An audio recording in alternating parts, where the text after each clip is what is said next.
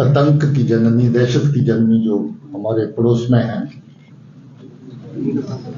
जो दुनिया भर में बदनाम है अपने सरजमीन से दहशतगर्दी चलाने और दहशतगर्द पैदा करने के लिए, अलग अलग तरह की तंजीमों को लंबे अरसे तक पालने के लिए और आम जनता, बेगुनाह लोगों का दहशतगर्दी की कार्रवाइयों के जरिए से खून बहाने के लिए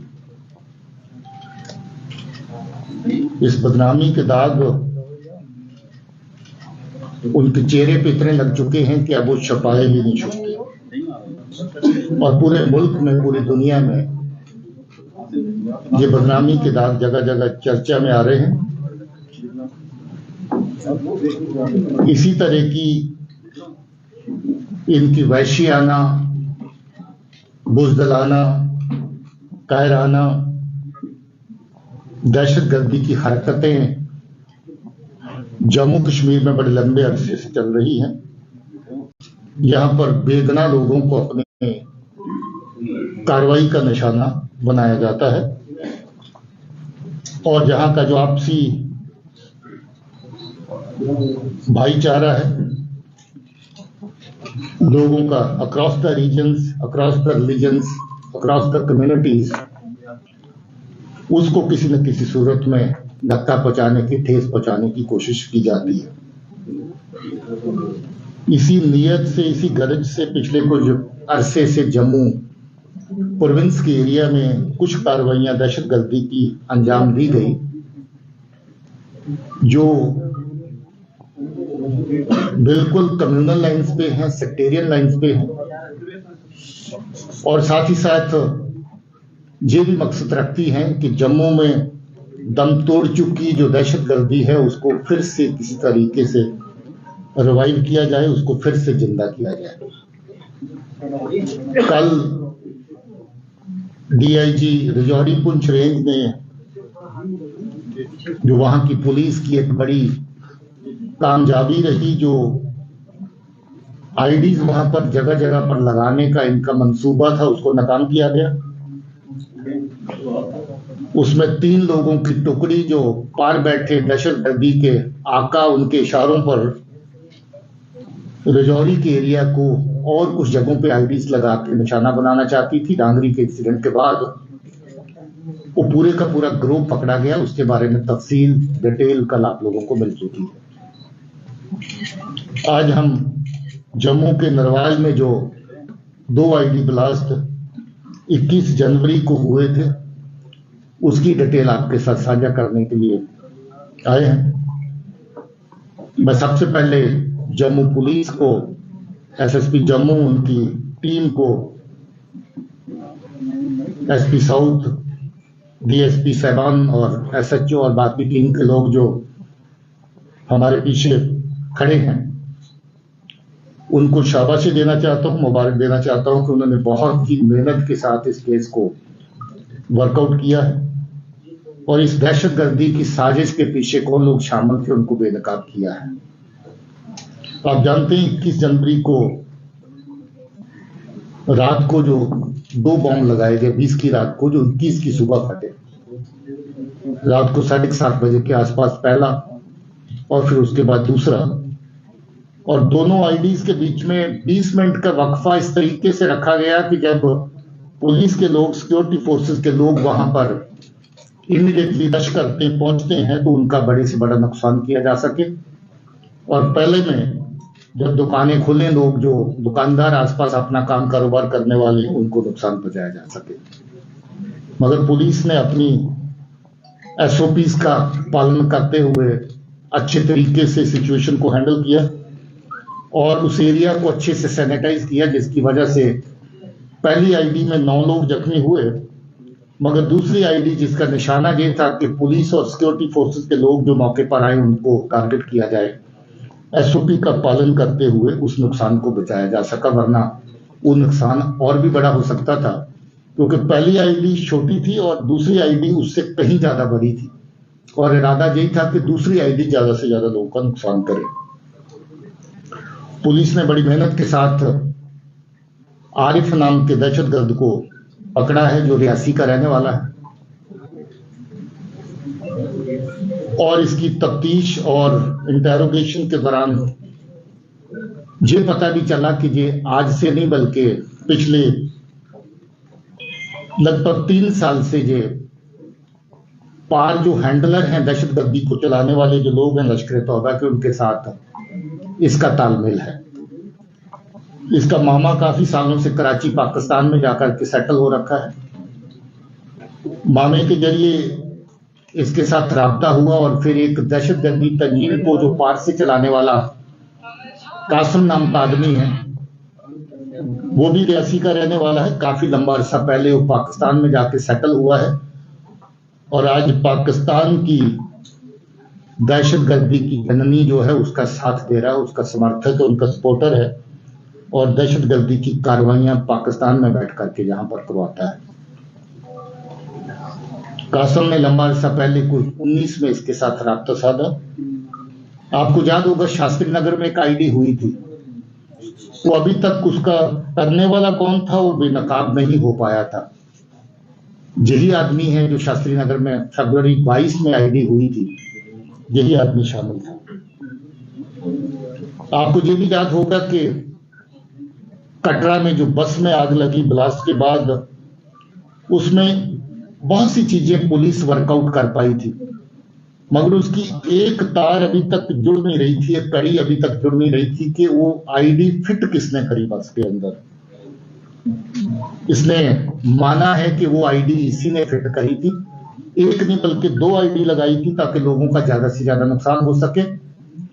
और आईडी लगाने की जगह भी वो ढूंढी थी जो पेट्रोल टैंक को ही बारूद की तरह इस्तेमाल कर सके। और इसने आईडी बस के अंदर जाकर के सीट नंबर 3 के नीचे जहां पेट्रोल पंप पड़ता है उसके बिल्कुल ऊपर फिट करी थी, थैले के अंदर डाल के, और 2 आईडीज एक साथ फिट करी थी।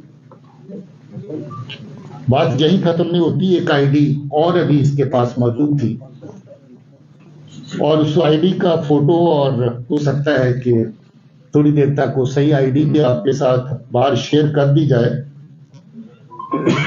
वो परफ्यूम आईडी है, बॉटल परफ्यूम की दिखती है और अगर गलती से आपने परफ्यूम के स्प्रे के माफक उसको दबा दिया, जब खोल दिया तो आईडी फट जाएगी और जिसके हाथ में आईडी होगी उसका मौके पर ही नुकसान हो जाएगा। जो पहली आईडीज अभी तक इस्तेमाल करी जो शास्त्री नगर में हुई वो टाइमर वाली डिवाइस थी। जो कटरा की बस में आईडी लगाई गई वो स्टिकी बॉम्ब की फॉर्म में थी, जो थोड़ा बड़े साइज में स्टिकी बॉम्ब हमने कठुआ में बरामद किए थे, जिसमें 450 ग्राम के करीब करीब एक्सप्लोजिव मटेरियल रहता है। और जो जहां पर लगाई आईडी एक 750 ग्राम की थी पहली आईडी, और जो दूसरी थी उसका वजन 1 किलो से भी ज्यादा था। टिफिन आईडी थी, स्टील टिफिन आईडी। और जो अभी आईडी पकड़ी है मैंने आपको बताया कि वो परफ्यूम आईडी की तरह है। यहां पर कोशिश है कि जो दहशतगर्दी के आर पार से कार्रवाई होती है उसमें जो लोग इन्वॉल्व हैं उनके खिलाफ सख्त कार्रवाई हो। पिछले काफी अरसे से हम लोग एक एक दहशतगर्द तंजीम को जिन्होंने दहशतगर्दी की कार्रवाइयों में जहां पर हिस्सा लिया उनके डोजियर तैयार किए और उन सब तंजीमों को जो दहशतगर्दी को जहां पर चलाते हैं उनको बैन करने की कार्रवाई गवर्नमेंट ऑफ इंडिया की सतह पर की गई। लगभग 1 दर्जन ऐसी ऑर्गेनाइजेशन हैं जिनको अभी तक बैन किया गया है, जो दहशतगर्दी की कार्रवाइयों में सम्मिलित होने के लिए नोटिफाई किया गया है कि ये दहशतगर्दी चलाने वाली ऑर्गेनाइजेशन है। और ऐसे ही लोग जो इनफरादी तौर पे, इंडिविजुअल तौर पे दहशतगर्दी की कार्रवाइयों में शामिल हैं, 22 के करीब पिछले 2 साल के अंदर ऐसे लोग नोटिफाई किए गए हैं एज टेररिस्ट। वो कार्रवाई भी बराबर जारी है और उस कार्रवाई को भी आगे जिंदा रखा जाएगा। इसमें हैरत की बात यह है कि ये दहशतगर्दी की कार्रवाई आरिफ जो कर रहा है ये सरकारी मुलाजिम भी है। 2010 में रैबर तलीम में भर्ती हुआ था, 2016 में रेगुलर टीचर बना, सरकार की तनख्वाह भी ले रहा है, सरकार के टुकड़ों पे पल भी रहा है और साथ ही साथ कुछ और टुकड़ों के लिए अपने लोगों को नुकसान भी पहुंचा रहा है। पता चला कि इसको पहली आईडी लगाने और फोड़ने के बाद कुछ नगद रकम मिली थी। कटरा की आईडी लगाने के बाद भी इसको कुछ रकम दी गई थी और अभी जे आईडी लगाने में भी इसको ऐसा ही फायदा दिया गया। अब ये देखिए कि किस हद तक ये चीज एक एक चंद टुकड़ों के लिए लोगों की जान के साथ खिलवाड़ करना, लोगों का नुकसान पहुंचाना, ये सही लगता है। मगर शर्म की बात है इसके लिए कि ये दहशतगर्द सरकारी मुलाजिम भी है। अब इसकी मुलाजिमत तो जाएगी, इस केस में भी इसको अंजाम जो है भुगतना पड़ेगा। आज आपको मनाने के लिए हम लोगों ने इस हादसे में जो लोग जख्मी हुए थे उनको भी लाया है, तो आप इस प्रेशर के बाद उनके साथ मुलाकात भी कर सकते हैं कि उनके जज्बात, उनकी फीलिंग क्या है। और हम चाहते भी थे कि उनको जब इंसाफ मिले तो उनको पता चले कि जम्मू कश्मीर पुलिस जो है वो उनके लिए कितनी ये जरूरी था कि इस केस को वर्कआउट किया जाए। मैं इस टीम को अच्छे से गाइड करने के लिए, इस टीम को दिन रात जो मेहनत कर रही थी, इसको पल पल इनका हैंड होल्डिंग और उनकी सपोर्ट करने के लिए जो सीनियर ऑफिसर हैं, डीआईजी रेंज हैं, एडीजी जम्मू है मुकेश साहब, इनको भी मुबारकबाद देना चाहता हूँ, कॉम्प्लीमेंट करना चाहता हूँ। ये बहुत तकड़े टीम वर्क का नतीजा है कि ये केस वर्कआउट हो पाया, वरना ये केस इसलिए भी मुश्किल था कि इस बंदे ने अपने कपड़े तक जला दिए, कोई एविडेंस इसने छोड़ा नहीं। जूते भी जला दिए जो पहन के गया था, कपड़े जला दिए जो गया था, फोन अपना तोड़फोड़ करके आग लगा के उसको जला दिया। ये चाहता ही नहीं था कि कुछ सुराग वहां पर बचे। मगर जो जम्मू पुलिस की जो टीम लगी हुई थी, उसकी काबिलियत है, उनकी मेहनत है कि उन्होंने छोटे मोटे हर एविडेंस को खंगाल करके, हर छोटी मोटी लीड को आगे बढ़ा करके पहुंचते पहुंचते इस तक पहुंचे और इसको आखिर पकड़ा गया। इस इंसिडेंट के बारे में इतनी ही मालूमात आपके साथ शेयर करनी थी। इसके अलावा आपका कोई सवाल हो तो आप बता। लोग पकड़े गए हैं, गवर्नमेंट एम्प्लॉइज कितने हैं बताया जा रहा है? 2 गवर्नमेंट टीचर हैं इसमें। अभी तो एक ही का है, उसके अलावा अगर कोई तफ्तीश आगे चलती है और किसी का इसमें आता है नाम तो देखिए। स्कूल जो आईडी मॉड्यूल्स हैं उनमें से 4 लोग पकड़े गए हैं, राजौरी और जम्मू को मिला। ये 3 वहां के देखें, जहां के देखें तो 4 हो गए। उसके अलावा आपको याद होगा कि तालब का मॉड्यूल अगर देखें तो कितनी आईडीज में वो शामिल था, तो तालब के मॉड्यूल में कितने लोग पकड़े जा चुके थे, वो भी तो आधा दर्जन के 5 लोग उसमें भी थे। तो तालब का मॉड्यूल भी आईडी का ही बेसिकली मॉडल था, जिस मॉडल के जरिए आपको जो ट्विन बस में ब्लास्ट हुए उधमपुर में आपको याद होगा, कोटरंका में जो ब्लास्ट हुआ आपको याद होगा, एक शादी के दौरान किसी के घर में रिजौरी में ब्लास्ट हुआ आपको याद होगा। तो वो कार्रवाइयां जो तालिब के ग्रुप की थी, तो ये इस तरीके से देखें तो तालिब भी उस केस में फिगर करता है जो कटरा का ब्लास्ट हुआ, और तालिब की उस केस में ये कड़ी अभी बाकी थी कि आईडी अगर मिली तो लगाई किसने, और तालिब के इस ग्रुप की जो कड़ी मिसिंग थी वो यही थी जो आज इस केस में पकड़ा गया। जी, ये जो आईडी इसने इस्तेमाल करी है वो ड्रोन से आई थी, दिसंबर के आखिरी महीने के आखिरी दिनों में आई थी, और 3 आईडीज एक साथ आई थी जिसमें 2 इस्तेमाल कर चुका है और तीसरी अभी इसके पास मौजूद है। इतना चैलेंजिंग था ये केस, जितना से आपने कहा आरिफ ने कपड़े भी जला दिए थे, जूते भी जला दिए, ऐसे लोगों को शिकंजा कसना कितना चैलेंजिंग था। देखिए 21 जनवरी का वाक़ा है और आज कितने दिन हुए? 11 दिन। और मुझे लगता है इस 11 दिन के अंदर पुलिस की टीम ने शायद सोया नहीं होगा, दिन रात अपना काम कर रहे थे। तो ये इतनी बड़ी चुनौती थी कि कोई लीड मिले तो वो लीड जाया नहीं होनी चाहिए, और दूसरा ये कि उसमें टाइम का गैप नहीं आना चाहिए कि आप ढूंढते रहें और आपके सुराग के आगे जो फॉलोअप जिस पे करना चाहते हैं वो आपसे दूर निकल जाए। तो 11 दिन की नहीं बल्कि 11 दिन और 11 रातों की मेहनत है जिसकी वजह से ये केस बन बड़ी कामयाबी।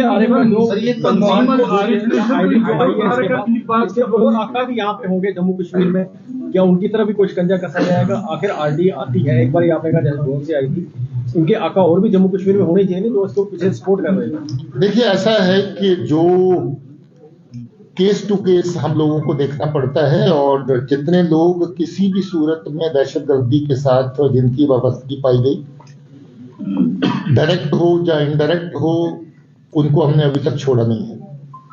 और इसके अलावा भी अगर कोई होगा तो उसके ऊपर भी शिकंजा कसा जाएगा, किसी को बख्शा नहीं जाएगा, किसी को छोड़ा नहीं जाएगा। मगर इस तरह का कोई ऑर्गेनाइज्ड तंजीम जहां पर बैठ करके कार्रवाई कर रही है, ऐसा सामने नहीं आया है।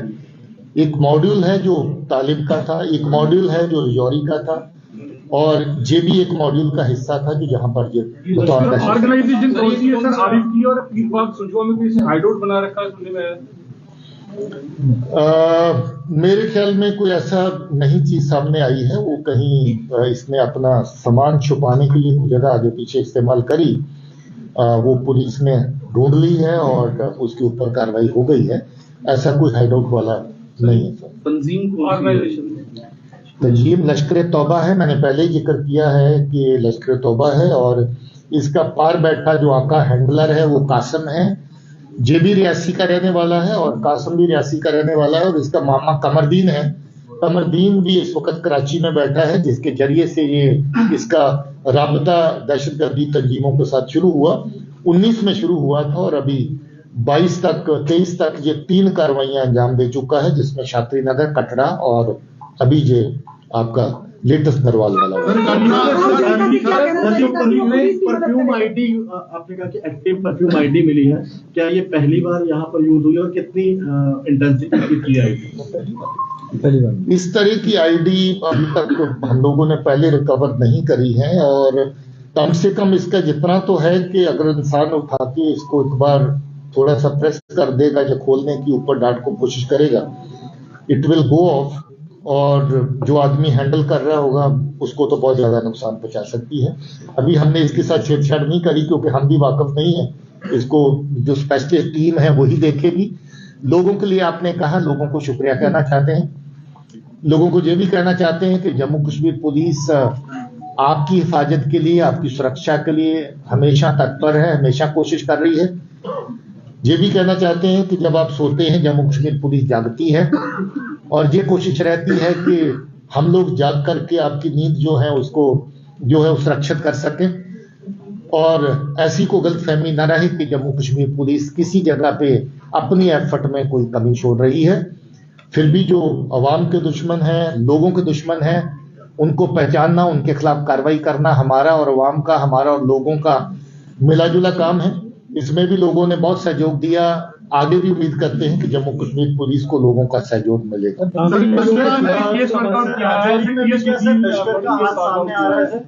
राजौरी में जो डांगरी में इंसिडेंट हुआ उसमें भी सर लश्कर का मॉड्यूल सामने आ रहा है, क्योंकि टेररिस्ट क्योंकि ट्रेस कुछ मिले थे।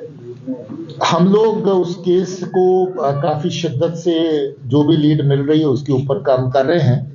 मेरे ख्याल में सही वक्त आने पर हम उसकी डिटेल आप सब लोगों के साथ शेयर करेंगे। एक आखिरी सवाल रहेगा आपकी ओर कि उन लोगों को क्या चेतावनियां देना चाहते हैं जो आतंकवादियों का समर्थन करते हैं, ऐसी सोच रखने वालों का साथ हमेशा देते हैं? उनको चेतावनी देने की जरूरत नहीं है, उनके खिलाफ कार्रवाई की जाएगी, और उनको ये समझ लेना चाहिए कि किसी भी तरीके से कानून के शिकंजे से कोई बच नहीं सकता है। वो छुपा रह सकता है कुछ देर के लिए, मगर आज नहीं तो कल वो बिल्कुल बेनकाब हो जाएगा, और कानून अपना काम करता है। पुलिस जिसकी जिम्मेवारी कानून को नाफिज करने की है वो अपना काम करती है, और हम लोग कानून का पालन सख्ती से करते रहेंगे और उसमें कोई कोताही नहीं। सर इनफैक्ट हमने देखा है कि अभी पेशावर में ब्लास्ट हुआ मॉस्क के अंदर, तो पाकिस्तान के डिफेंस मिनिस्टर ने एक स्टेटमेंट दिया है। उन्होंने कहा है कि हिंदुस्तान में भी कभी कोई मुसलमान को ऐसे ट्रीट करते हुए नहीं मार सकता। You think that bogey of that Islamophobia is busted when he gives such a kind of a statement? And what will be your response to those people who often keep on raking up Islamophobia, portraying India in bad light and trying to project Modi government in a bad way? देखिए, मैं इतना ही कहना चाहता हूं कि हम कानून के दायरे में काम करने वाले लोग हैं, और हम लोग कानून को नाफिज करते हुए मजहब की प्रिज्म से किसी चीज को नहीं देखते हैं। हम दोषी को दोषी के माफिक देख के चलना चाहते हैं, मजहब कोई भी हो उसका। और सरकार की नीतियां भी बड़ी साफ हैं कि दहशतगर्दी का कोई मजहब नहीं है, दहशतगर्द को दहशतगर्द जानना चाहिए और सख्त से सख्त कार्रवाई उनके खिलाफ करनी चाहिए। और जो इस तरह की मैनिपुलेशंस जो लोग अपने बातचीत में करने की कोशिश करते हैं, वो न सिर्फ अपने आप को अंधेरे में रखते हैं बल्कि लोगों को गुमराह करने की कोशिश करते हैं। मगर मुझे पता है कि लोग इन बातों को समझते हैं, उनको गुमराह होने की गुंजाइश अब नहीं है। बहुत लंबा अरसा गुमराह होकर अपना नुकसान करवाया है और इस तरह की बातें अगर कोई दूर बैठ के करता भी है तो मुझे लगता है कि वो बेवकूफ़ों की दुनिया में रह रहा हो।